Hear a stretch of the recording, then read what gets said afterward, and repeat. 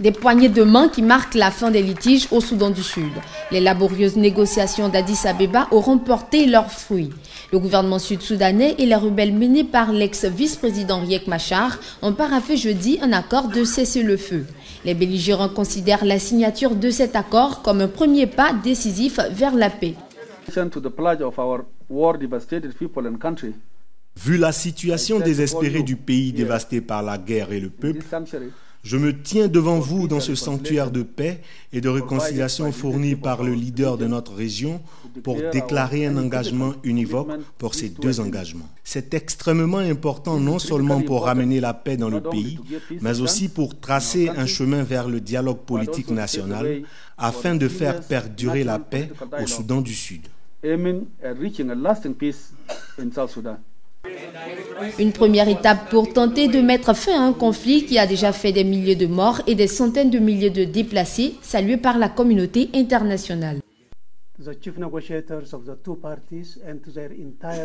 Les chefs des négociations des deux parties et leurs délégations dans leur ensemble, je souhaite les féliciter au nom de tous rassemblés ici et au nom de la sympathie et du soutien qu'ils doivent avoir de la communauté internationale.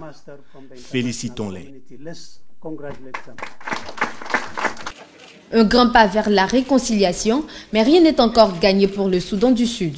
La véritable inquiétude se situe désormais au niveau de la concrétisation des différents points évoqués lors des négociations.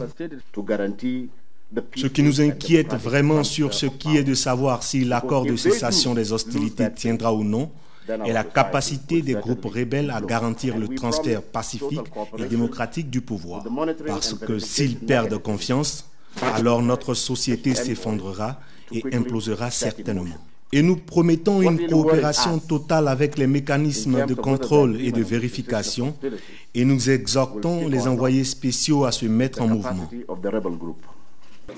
Les belligérants ont également signé un accord prévoyant la libération de 11 détenus proches de Riek Machar. Aucune date n'a cependant encore été donnée pour cette libération. Le Soudan du Sud est ravagé depuis le 15 décembre par des combats entre les forces sud-soudanaises loyales au président Salva Kiir et la rébellion conduite par Riek Machar.